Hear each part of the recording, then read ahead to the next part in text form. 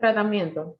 Para conocer el tratamiento de las lesiones preinvasoras de cuello uterino, debemos reconocer que, de acuerdo al reporte de la citología, obtendremos alteraciones en células escamosas, alteraciones en células glandulares, de las cuales podemos describir en células escamosas, atipias de células escamosas de significado incierto, que no descartan lesión de alto grado, lesión intraepitelial de bajo grado, alto grado y el carcinoma de células escamosas. Por parte, las células glandulares podremos describir atipias, atipias de células glandulares, atipias a favor de neoplasia, adenocarcinoma in situ y adenocarcinoma propiamente dicho. Todas las conductas y recomendaciones para el manejo de cada una de estas lesiones que discutiremos en esta revisión son obtenidas de revisiones, valga la redundancia, de la guía de la Asociación Española de Patología Cervical y Colposcopia, publicada en el 2022, sobre la prevención secundaria del cáncer de cuello uterino, la revisión del cáncer de cuello uterino, Consenso Nacional para el Diagnóstico y Tratamiento, el 2010, publicada en la Revista Venezolana de Oncología, por Bethesda, el sistema de reporte de la citología cervical. Cada una de estas recomendaciones las obtenemos de aquí. Uno de los reportes frecuentes suele ser citología inflamatoria severa, y este representa un diagnóstico bastante frecuente que tiene la particularidad de generar impedimento para la adecuada observación de las células epiteliales, a fin de descartar la presencia de una alteración citológica de sospecha. Es por esto que ante la presencia de este reporte, se debe evaluar la causa de dicho hallazgo, indicar tratamiento adecuado y en base a eso, posteriormente tomar una nueva citología no mayor a 3 meses posterior a este reporte. Esto nos permite tener una evaluación un poquito más certera. En cuanto al manejo de la citología alterada de células escamosas, iniciaremos comentando la atipia de células escamosas de significado incierto o ASCUS. Particularmente se asocia a la presencia de NIC2+ en un 5% de los casos y en menos del 0,2% se describe la progresión o la presencia de cáncer invasor cuando obtenemos este reporte. Se diagnostica en el 3,6% de todas las citologías obtenidas durante cribados y la presencia de infección por VPH suele estar en el 70-90% de los casos en pacientes menores a 30 años y en el 33-55% de los casos en pacientes mayores a 30 años. Por esto es que las recomendaciones describen que toda paciente mayor a 30 años, en revisiones un poquito más recientes, que va a depender también de acuerdo a las guías, describen que en pacientes toman como punto de corte 25 años, describiendo que la recomendación con mayor impacto, con mayor evidencia, es la realización del test de VPH.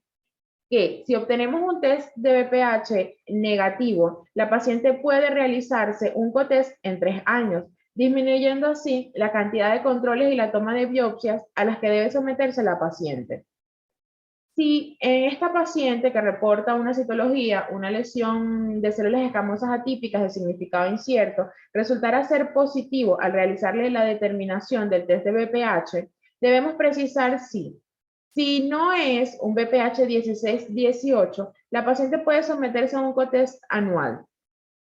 Ante la presencia de 2 cotest negativos, la paciente va a incluirse nuevamente en la pesquisa de rutina. En los pacientes con virus con genotipos VPH 16 o 18, o en aquellas en las que esta genotipificación no está disponible, la paciente debe ser remitida a control citocolposcópico cada 6 meses por 2 años. De tener 2 controles negativos, la paciente irá posteriormente a su pesquisa de rutina. En aquellas pacientes menores a 25 años o en pacientes mayores a 30 años en las que no se dispone la posibilidad del test de VPH, la recomendación por excelencia es la realización de la colposcopia, en la que podemos obtener que esta es satisfactoria, una colposcopia normal. La paciente debe ir a control citocolposcópico cada 6 meses durante 2 años. Pero si en esta revisión encontramos que hay una lesión o esta colposcopia está alterada, pues se debe hacer la biopsia y el tratamiento de acuerdo al resultado que nos reporte dicha biopsia. El otro tipo de lesiones que describiremos son las células escamosas atípicas que no excluyen lesión de alto grado o como lo describen en sus siglas como ASC-H. Esta es una lesión que hay que tener en cuenta porque se asocia en un 26 a 50% de los casos a lesiones NIC2, NIC3. Representa el 0,29% de todos los reportes citológicos y se asocia en mayor proporción, comparándola con ASCUS, a cáncer invasor en un 0,92%. La prevalencia de infección por el virus de VPH en estos casos alcanza el 90%, por lo que no se recomienda la realización del co-test cuando obtenemos esta lesión. ¿Cuáles son las recomendaciones? Pues realizar una colposcopia en la que podemos obtener que sea satisfactorio normal. La paciente va a control semestral con citología y colposcopia. Posteriormente, al obtener 2 controles negativos, la paciente va a pesquisa de rutina o si la lesión está alterada, se debe tomar la biopsia. Si de entrada nos reporta que la colposcopia está alterada, pues como les comenté, biopsia y tratamiento de acuerdo al resultado. En pacientes embarazadas solo se recomienda la colposcopia y la biopsia de lesiones que se encuentren en exocervix. No se recomienda las muestras de canal endocervical porque corren el riesgo de desencadenar trabajo de parto. Las siguientes lesiones a describir son las lesiones intraepitelial de bajo grado, en las que la recomendación es hacer la colposcopia independientemente de la edad de la paciente, menores de 30 años o mayores de 30 años, con la particularidad de que es imperativo la realización o la determinación del test del VPH en aquellas pacientes mayores a 30 años, ya que en pacientes menores a 30 años las lesiones asociadas por VPH suelen tener una regresión que alcanza del 70 al 90% de los casos. Si al realizar la colposcopia tenemos que esta es satisfactoria, es una colposcopia normal, la paciente va a control semestral por 2 años. Si es una paciente menor a 30 años, y como les comenté que actualmente también se describe que como punto de corte menor a 25 años. Pero en aquellas pacientes mayores a 30 años o mayores a 25 años, la indicación es la realización del co-test en un año. Esto es cuando se hace la determinación del VPH. Tenemos un VPH negativo, la paciente va a co-test en un año. Ante la presencia de test de VPH positivo, la paciente debe ir a control citocolposcópico cada 6 meses durante 2 años. Asociándole además el cepillado del canal endocervical. Cuando esta es insatisfactoria, antiguamente se describía como, o sea, se describe como colposcopia insatisfactoria, hoy también se conoce como en aquellas pacientes con zonas de transformación tipo 3. Si la biopsia es anormal o si en la colposcopia encuentra alguna lesión de sospecha, la indicación siempre será la toma de biopsia y tratamiento adecuado. ¿Qué debemos tener en cuenta en las lesiones intraepitelial de bajo grado? En la población general, en aquellas pacientes menores a 30 años, sufren una regresión que alcanza hasta el 90% a los 3 años. Y en aquellas pacientes premenopáusicas, hasta un 60%. Como les comenté, las embarazadas, hay indicación de realizar la colposcopia. Si esta es normal, se debe evaluar 6 semanas postparto, pero si hay alguna alteración en la colposcopia, se debe asociar la biopsia, siempre y cuando sea en el canal exocervical, perdón, en el exocervix, y no asociar cepillado de canal endocervical. La siguiente lesión es la lesión intraepitelial de alto grado, que ella tiene una fuerte asociación en una proporción mucho mayor que las lesiones anteriormente mencionadas, a la presencia de lesiones NIC2 más. 66% de estas las diagnosticamos cuando se le asocia la colposcopia y el porcentaje puede ascender hasta un 97% cuando se realiza la decisión de la zona de transformación. Ella suele asociarse en un 2% con la presencia de carcinoma invasor. Al tener este tipo de lesiones no se recomienda la determinación o la realización del co-test porque en el 90% de los casos este estará positivo. Y la colposcopia es imperativa en este grupo para poder dirigir la biopsia y el tratamiento. Si tengo lesión en colposcopia, biopsia y tratamiento. Si tengo colposcopia sin lesión o es una colposcopia insatisfactoria, una zona de transformación tipo 3, la indicación es biopsia del canal, escisión de la zona de transformación. Y en aquellas pacientes con colposcopias sin lesiones o colposcopias satisfactorias, el seguimiento citocolposcópico semestral por 2 años. Ante la presencia de 2 controles negativos, se incluye en la pesquisa de rutina. En aquellas pacientes embarazadas, la recomendación es la evaluación de 6 a 8 semanas postparto. El otro tipo de lesiones que debemos mencionar o cuáles son las recomendaciones para el manejo de estas, de acuerdo a las guías, son las células glandulares. Ellas tienen la particularidad de que son muy infrecuentes, de hecho se describen en el 0,2% de todas las citologías, tienen una baja reproducibilidad. De acuerdo al sistema Bethesda que ha estandarizado la nomenclatura, debemos diferenciar si estas células están asociadas a alteración endometrial, endocervical o no especificada, descrita como ACG-NOS, y en el caso de lesiones que se asocian a posibles neoplasias como ACG-H, con la condición de que este tipo de lesiones que se asocian o que son posibles neoplasias suelen asociarse a tener un mayor riesgo de lesión intraepitelial o invasora, por lo que se debe tener bastante precaución con este tipo de lesiones. Las células glandulares atípicas, ante el hallazgo de células glandulares atípicas, todas las pacientes deben ser evaluadas. Se asocian tanto a patologías benignas como patologías malignas, en las que describimos pólipos, metaplasias, carcinoma escamoso, adenocarcinoma de cervix, endometrio, trompa de falopio y ovario. Las atipias de células glandulares frecuentemente se asocian con lesiones cervicales escamosas de cualquier grado y a lesiones glandulares premalignas, es decir, frecuentemente están asociadas más a lesiones escamosas que a lesiones glandulares premalignas. La probabilidad de diagnosticar lesiones de alto grado o NIC2 más en aquellos pacientes con citología donde se reportan células glandulares atípicas es elevada, que alcanza el 54% de los casos. ¿Qué hacemos ante el reporte de células glandulares atípicas, NOS o ACGH? Pues la colposcopia, biopsia si evidencia lesión y cepillado del canal endocervical. Una vez que realizo esto, hay persistencia de células glandulares atípicas, debo asociar la decisión de la zona de transformación con la biopsia del canal endocervical y una biopsia de endometrio. En aquellas pacientes embarazadas se realiza colposcopia y biopsia exocervical. No se estimula el canal endocervical. Si resultara ser que el reporte es un adenocarcinoma in situ, suele ser frecuente cuando se presenta, más frecuente en mujeres jóvenes, en 1,4% de los casos, suele ser multicéntrico y rara vez da una lesión franca en la colposcopia, por lo que se describe que tiene una baja expresión en la colposcopia. Está asociada en un 90% de los casos a infección por virus del VPH genotipo 18 y desde un 25 a un 100% suele asociarse con lesiones escamosas.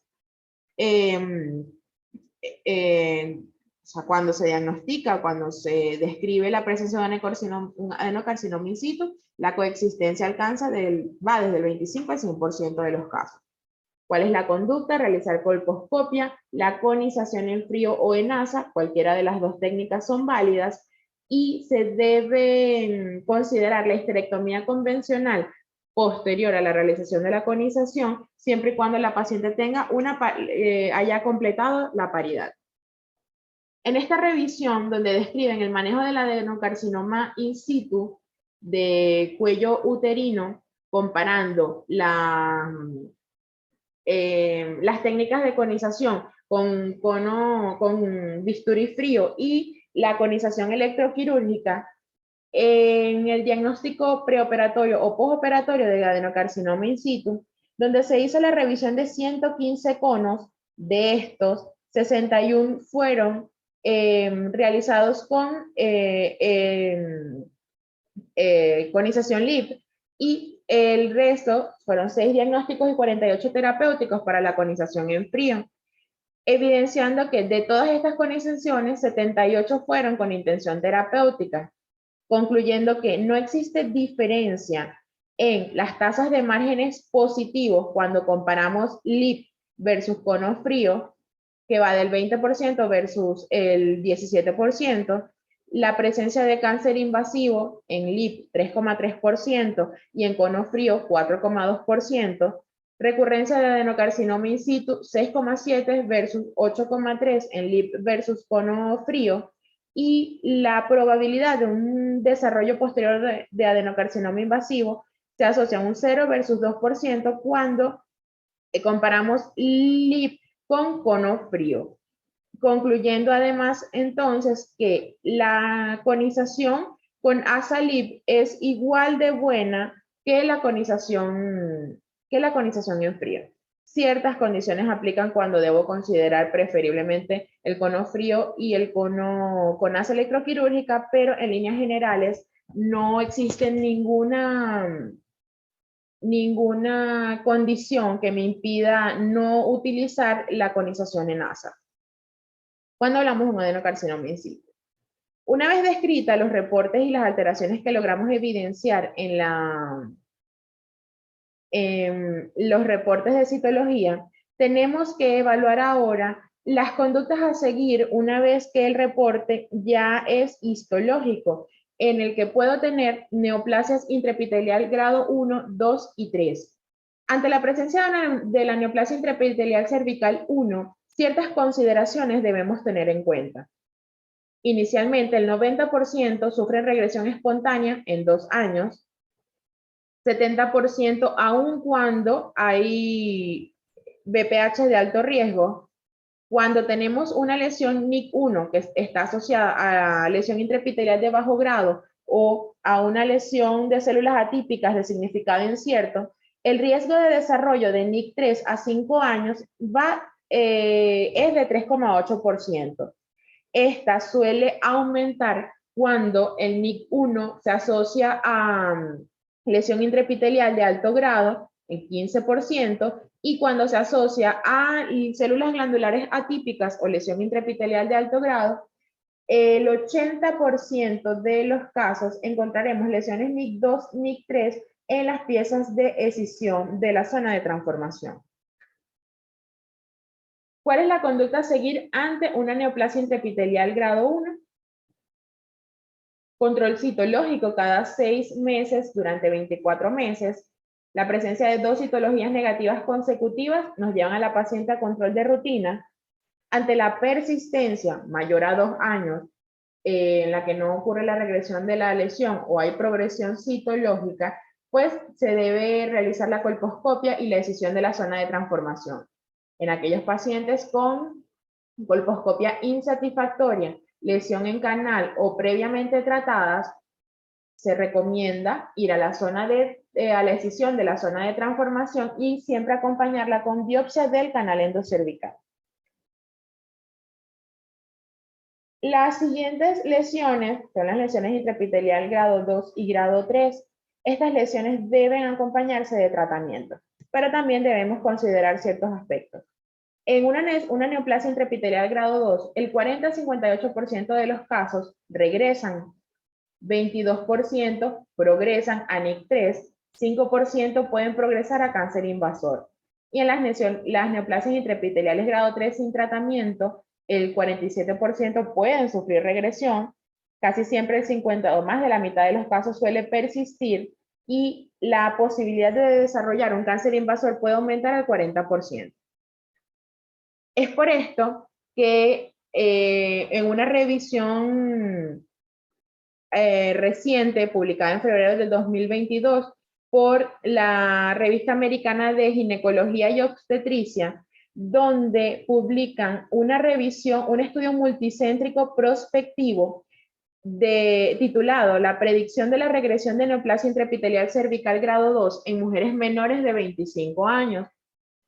Como objetivo principal de esta publicación fue determinar la tasa de regresión predictores clínicos, citológicos y patológicos de regresión de neoplasia intraepitelial cervical grado 2 en pacientes menores a 25 años que son sometidas a observación durante 24 meses. Y como objetivo secundario, determinar las variables que son predictoras de regresión, persistencia o progresión de estas lesiones.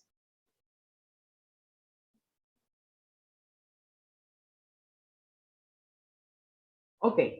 En esta publicación, un estudio prospectivo multicéntrico, donde incluyeron 615 pacientes menor de 25 años con el diagnóstico confirmado de NIC2 en un periodo que abarcó desde el 2010 al 2016 en 16 unidades de colposcopia hospitalaria en Nueva Zelanda y Australia.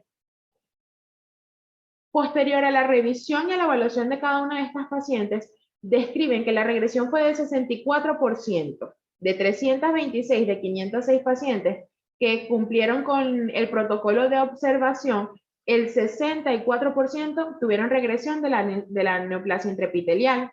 156 pacientes tuvieron un NIC2 persistente, NIC3 o adenocarcinoma in situ, y 24 tuvieron una regresión no confirmada. Es decir, que la regresión ocurrió posterior a los 24 meses de observación, describiendo que en el análisis multivariado, la presencia de BPH16 se asoció en un 31% de los casos a no regresión de la lesión, siendo este estadísticamente significativo.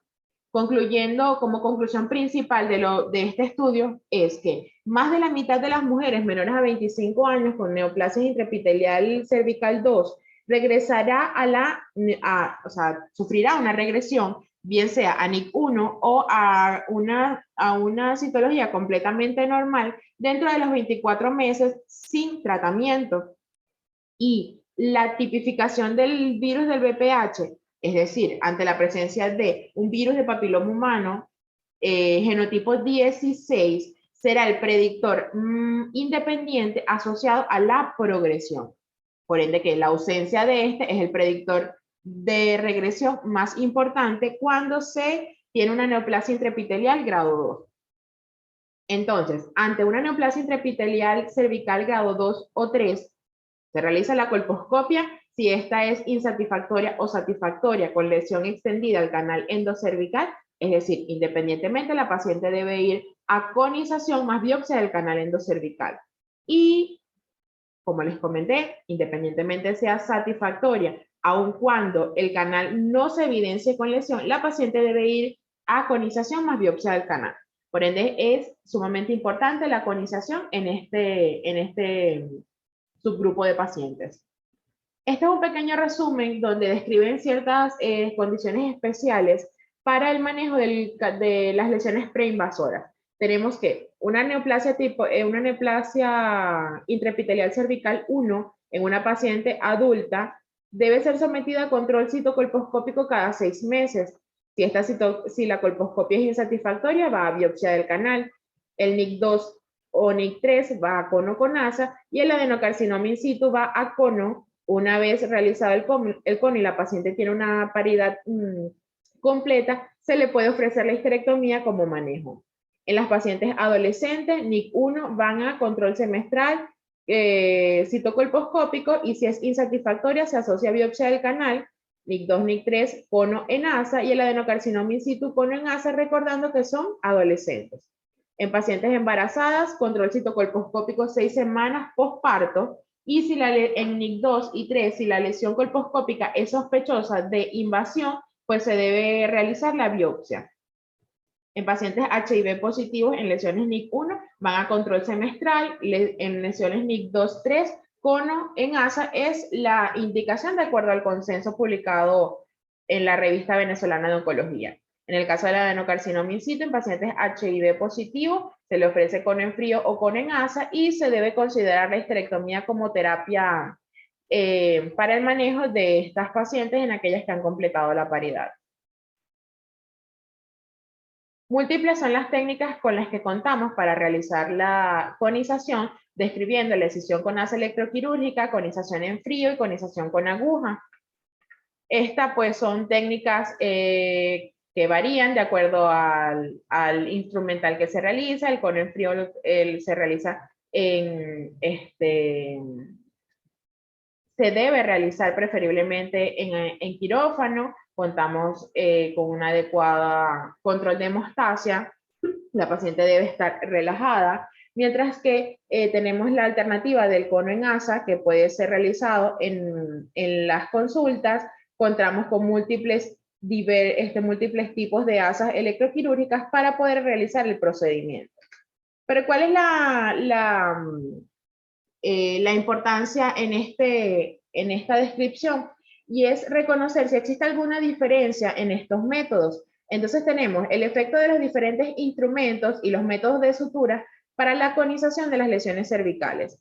Esto fue un estudio donde se evaluaron 10.086 pacientes con edades comprendidas entre 17 y 85 años, que se realizó desde el 2000 al 2019 en todos aquellos pacientes con diagnósticos de NIC3, adenocarcinoma in situ, evaluando factores de riesgo, márgenes, la obtención de los márgenes, complicaciones a corto plazo.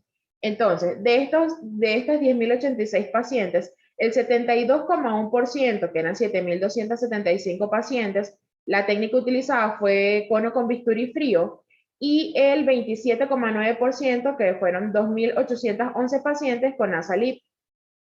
El seguimiento se planteó 6 semanas, 3 meses, 6 meses y 12 meses, donde se evidenció que el margen de afectación, cuando estos márgenes resultaron positivos, en los pacientes con cono frío fue del 22,3%, mientras que el porcentaje de afectación de los márgenes fue un poco mayor en el caso de los pacientes que se realizó el cono con Asalib.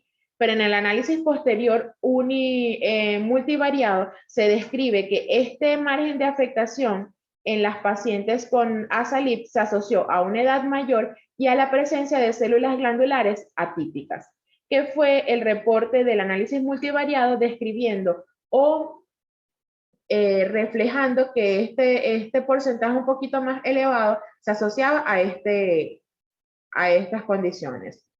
Ante la presencia de márgenes positivos, debemos pensar en los porcentajes de recurrencia.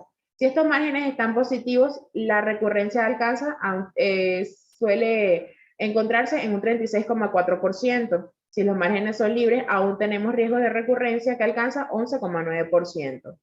Pacientes que tienen márgenes positivos en NIC1, se recomienda seguimiento citocolposcópico. Pacientes con NIC2, 3 o adenocarcinoma in situ, la reconización entre 4 a 6 semanas, porque se debe dar chance al proceso de cicatrización para posteriormente reevaluar.